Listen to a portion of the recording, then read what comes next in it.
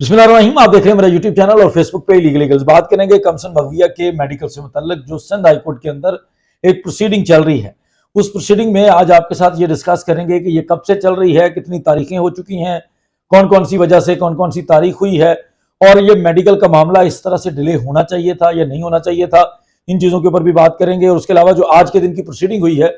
जो शाहिद हुसैन साहब ने आपको बड़े अच्छे तरीके से उसको एक्सप्लेन किया है, कुछ उसके ऊपर भी बात करेंगे। और वो चीज़ें आप शायद भाई से सुन चुके हैं ऑलरेडी, जो हमने वीलॉग देखा है उसके अंदर शायद भाई एक्सप्लेन कर चुके हैं। इस वीलॉग के अंदर हम डिस्कस करेंगे ये मामला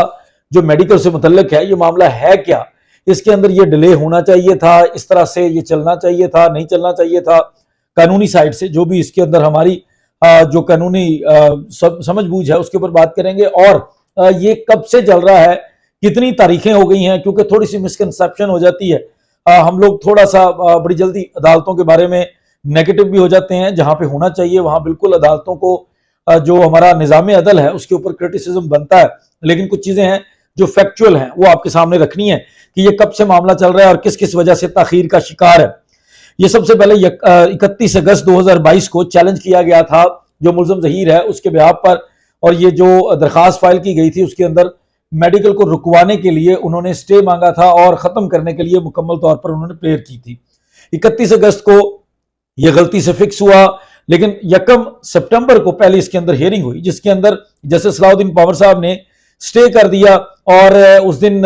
स्टे करने के बाद उन्होंने 14/9 के लिए इसके अंदर डेट डाल दी। उस दिन जिब्रान नासिर भी अपेयर कोर्ट के अंदर हो गए थे, साथ कोई और मामला भी चूंकि फिक्स होना था तो वो भी इस कोर्ट के अंदर पेश हो गए थे, क्योंकि उनको पता चल गया था कि ये मामला जो है वो फाइल कर दिया गया है। तो वो अपेयर हो गए थे कि आप हमसे चाहे इसको आज ही कंप्लीट करने के लिए हमसे भी बहस ले लें, लेकिन ऑनरेबल कोर्ट ने इसको 14/9 के लिए एडजर्न कर दिया 14 सितंबर के लिए। जिसके बाद उससे अगले ही दिन 2 सितंबर को जिब्रान नासिर ने उसी दिन दरखास्त दायर की और 2 सितंबर को एक अर्ली हियरिंग की कि उस डेट को छोटा किया जाए, 14 तारीख बहुत लंबी हो जाएगी, और एक दरखास्त दायर कर दी जिसके ऊपर ऑनरेबल जस्टिस सलाउद्दीन पावर साहब ने यह मामला 14/9 से खत्म करके 5/9 कर दी। इसके अंदर तारीख है उसको छोटा कर दिया कि आप 5/9 को ही हम इस मुकदमे की सुनवाई करेंगे। जब 5 तारीख को यह मुकदमा आया तो इसको दोबारा लिंगर ऑन कर दिया गया उससे अगले दिन के ऊपर 6 सितंबर के लिए। ये मामला आज नहीं सुन सकेंगे लेकिन कल सुनेंगे, और साथ टाइम फिक्स कर दिया गया कि 10 बजे 6 सितंबर को इस मामले को सुना जाएगा। और 6 सितंबर को जब 10 बजे का टाइम आया और ये प्रायोरिटी के लिस्ट के अंदर केस हुआ, शो हो रहा था कि ये प्रायोरिटी के ऊपर सुना जाएगा, लेकिन 6 सितंबर को भी इसके अंदर कोई हियरिंग नहीं हो सकी और जज साहब की छुट्टी की वजह से, जज साहब की नॉन अवेलेबिलिटी की वजह से इस मामले को बिल्कुल नहीं सुना गया और अगली कोई तारीख भी नहीं दी गई। इसके बाद दोबारा 8 सितंबर को इसके अंदर तारीख फिक्स करवाने के लिए रुजू किया गया अदालत से, तो 20/9 की तारीख दी गई। 20 सितंबर को उन्होंने कहा जी हम इस मामले को सुनेंगे। 20 सितंबर को जब दोबारा ये मामला फिक्स हुआ तो उस दिन अगेन जो जस्टिस सलाउद्दीन पावर साहब थे वो छुट्टी पर चले गए, और उनके छुट्टी पर जाने की वजह से मिस्टर जस्टिस उमर सयाल साहब ने यह मामला सुना और उमर सयाल साहब ने इस मामले को 27/9 के लिए एडजर्न किया। और उन्होंने कहा कि ठीक है जी, जो मुतलका बेंच है, जो जस्टिस सलाउद्दीन पावर साहब की अदालत है, वो इस मामले को 27 तारीख को सुनेंगे और 27 तारीख के लिए मामला फिक्स हो गया। 27 तारीख को यह मामला जो है वो 11:30 बजे टेकअप हुआ, और लेकिन 27 तारीख को भी मेडिकल के ऊपर हियरिंग नहीं हो सकी। बाकी चीजों के ऊपर हियरिंग होती रही, जो उन्होंने चलान कॉग्निजेंस चैलेंज की थी और मुल्जमान के वकला जिस तरह कहते रहे उन चीजों को माना गया। उसके बाद 29 सितंबर को मामले को फर्दर आगे भेज दिया गया कि अब ये 29 सितंबर को सुनेंगे, और 29 सितंबर को 9:30 बजे का टाइम रखा गया। लेकिन 29 सितंबर को भी मेडिकल के ऊपर कोई बहस नहीं हो सकी, मेडिकल के मामले को उसी तरह उलझा दिया गया। उसके बाद 30 सितंबर को रख दिया गया, और 29 सितंबर से जब 30 सितंबर पर यह मामला गया तो ये वो दिन है जिस दिन हमने आपको बताया था कि कस्में खाई जा रही थी, तरले किए जा रहे थे, मिन्नतें किए जा रही थी, और मुल्जमान के वकला, ज़हीर के वकला ने यहां तक कोर्ट के अंदर कह दिया कि हम अगर चलान की कॉग्निजेंस को हार जाएंगे तो हम मेडिकल को चैलेंज नहीं करेंगे, मेडिकल को छेड़ेंगे नहीं। लेकिन जब अदालत ने इसके ऊपर स्टेटमेंट मांगी, जो कि अदालत को लेनी चाहिए थी अगर वो इस तरह कॉन्फिडेंट हो के अर्जेंट मामले को पीछे करके दूसरे मामले के ऊपर पहले सुनवाई करवा रहे हैं, लेकिन अदालत ने उनको खैर ये लेवरेज दी। अदालत ने उनको ये लेवरेज देते हुए अगेन मामले को 30 सितंबर तक ले गए, लेकिन मेडिकल के ऊपर कोई बहस नहीं हुई। 30 सितंबर को चलान की कॉग्निजेंस के मामले को ही सुना गया, उसी को टेकअप किया गया और उसके ऊपर फैसला सुना दिया गया और वो मुल्जिम के खिलाफ फैसला हुआ। लेकिन अगेन मेडिकल की हियरिंग नहीं हो सकी।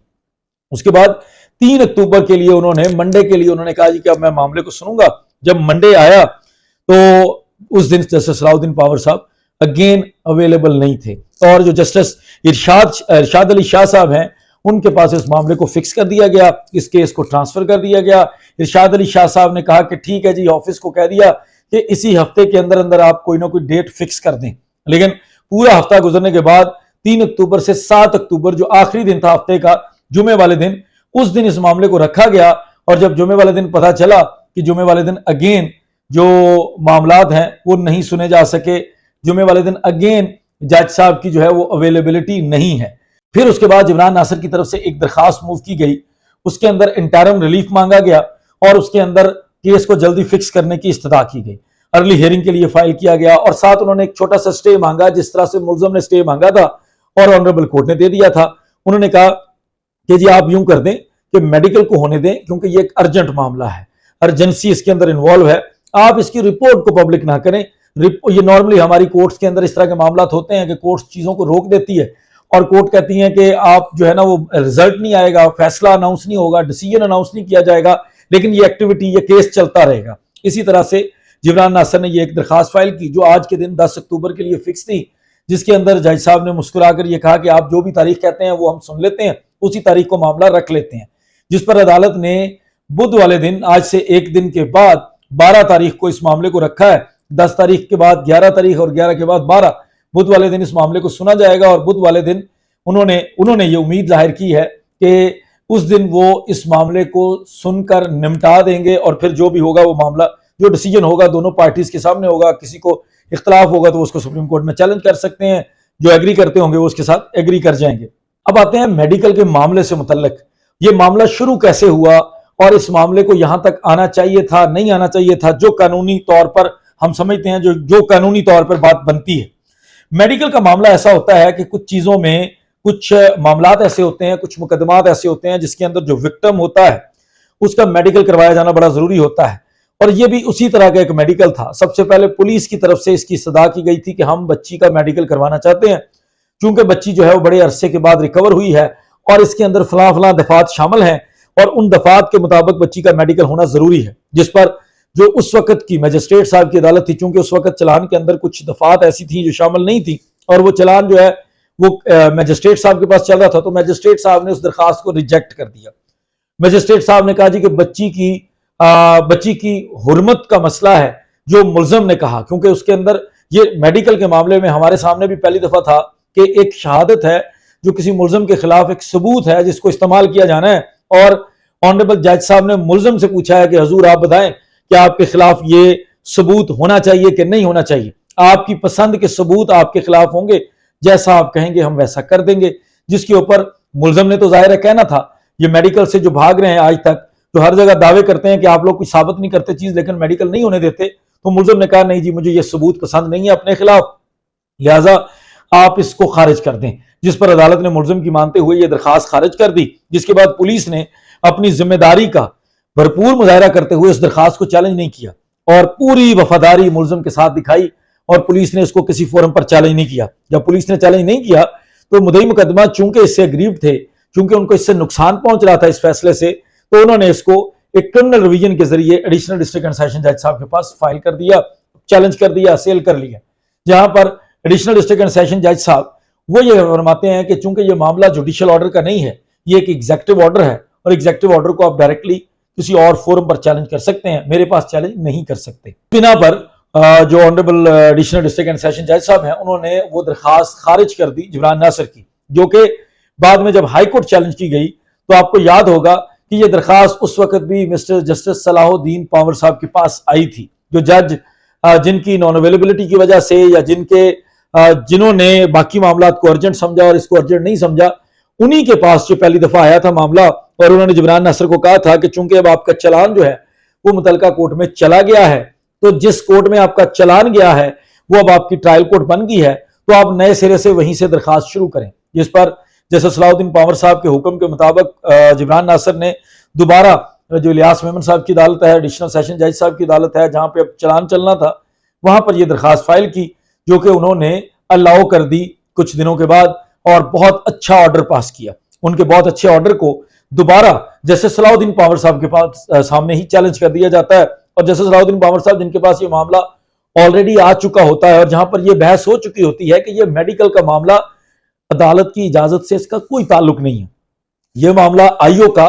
सिर्फ इतना होता है कि आईओ ने कस्टडी लेने के लिए वहां पे इजाजत फाइल की है, सिवाय कस्टडी लेने के उसने एमएलओ की इजाजत नहीं मांगी है। एमएलओ तो उसने करवाना ही करवाना है, वो उसकी जिम्मेदारी और कानून के मुताबिक जो दफात लगी हैं उसके अंदर मेडिकल करवाना जरूरी है, किसी की ख्वाहिश नहीं है, मुद्दई की, पुलिस की, किसी की भी ख्वाहिश नहीं है, बल्कि यह करवाना जरूरी है। लेकिन ऑनरेबल कोर्ट ने मुनासिब ये समझा कि इसको स्टे कर दिया जाए और जब उन्होंने स्टे किया तो आपको याद होगा कि व्हाट्सएप के ऊपर यह स्टे पहुंचा सईद हिंद के पास और वो बच्ची जमा करवा चुका था एमएलओ के पास, लेकिन उसने फौरी तौर पर पुलिस सर्जन के जगह से बच्ची को वापस लिया, व्हाट्सएप के ऊपर ये अहकामात रिसीव किए, क्योंकि वो मुलजम की नौकरी भी साथ साथ कर रहा था, उसने वो ऑर्डर रिसीव व्हाट्सएप के जरिए करके बच्ची को वापस लेके दारुल जो चाइल्ड प्रोटेक्शन सेंटर है वहां पे जमा करवा दिया। जिसके बाद ये मामला चलता रहा। 1 सितंबर से लेके आज तक 12 तारीखें हो चुकी हैं और इन 12 तारीखों में अभी तक इस मेडिकल का फैसला नहीं हो सका। 12 की 12 तारीखों में मुलजम के पार्ट पर या ऑनरेबल जुडिशरी के पार्ट पर ये सारी तारीखें हुई हैं, कोई एक तारीख भी मुद्दई मुकदमा के बिहाफ पर नहीं हुई। कहीं पर भी मेडिकल की बहस के लिए मामला रखा हो और मुद्दई मुकदमा ना पहुंचा हो, प्रोसिक्यूशन ना पहुंची हो, ऐसा नहीं हुआ। जब भी मामला लिंगर ऑन हुआ या तो मुलजमान के वकला की चलाकियों की वजह से, उनकी उस कन्विंसिंग पावर जो समझ से बाहर है कि ऑनरेबल कोर्ट्स को कानून के मुताबिक जो देखना चाहिए वो मुलजम के मुताबिक देख रहे हैं चीजों को, और सब जजेस साहिबान की जो उनकी छुट्टियां हैं उसकी वजह से जस्टिस सलाउद्दीन पावर साहब ने 2 दफा मामला खुद एक तारीख पर फिक्स किया, लेकिन उस तारीख पर वो मौजूद नहीं थे। इस वजह से इस मामले में लिंगर ऑन हो के ये मामला 1 सितंबर से आज 10 अक्टूबर तक पहुंच चुका है। 31 अगस्त को पहली दफा यह दायर हुआ था। एक बड़ी दिलचस्प चीज है कि इस मामले के अंदर एक ऑफिस का ऑब्जेक्शन भी है, एक हाई कोर्ट के दफ्तर का ऑब्जेक्शन भी था, एतराज भी था, इनके कागजात में कोई कमी थी, उस ऑब्जेक्शन को भी आज तक नहीं सुना गया, बल्कि उसी तरह उनके स्टे एक्सटेंड किया गया और आज तक इस मामले को निपटाने के लिए कोई ऐसी हियरिंग नहीं हुई। उसके बाद से जो मामलात आए और उन मामलात को पहले डिसाइड कर दिया कोर्ट ने, लेकिन इस मामले को डिसाइड नहीं किया। अब 10 तारीख थी आज और आज के दिन से ये परसों पे 12 तारीख के लिए जस्टिस सलाउद्दीन पावर साहब ने खुद फिक्स किया है। लेट्स सी अगर जस्टिस सलाउद्दीन पावर साहब अवेलेबल होंगे तो 12 तारीख को इसके ऊपर समाअत होगी, जो फैसला होगा वो आपको जरूर अपडेट करेंगे। आज मेरा मकसद था कि हम जो एमएलओ का ये मामला है ये कब से शुरू हुआ, कहां तक आया, कितनी तारीखें हुई, ये आपके सामने रखें, हमारी ऑनरेबल जुडिशरी के सामने भी रखें, ताकि वो इस चीज को बॉदर करें, इस चीज के ऊपर गौर करें कि इस तरह से मेडिकल के मामलात दुनिया भर में नहीं होते, पाकिस्तान के अंदर भी कहीं और नहीं होते, सिर्फ इस मुकदमे के अंदर और उनकी अदालत के अंदर हो रहे हैं। तो उम्मीद है कि वो इस चीज के ऊपर गौर करेंगे और 12 तारीख को इसके ऊपर हियरिंग होगी, जो फैसला आएगा आपको अपडेट करेंगे। मुझे इजाजत दीजिए, बहुत शुक्रिया, अस्सलाम वालेकुम।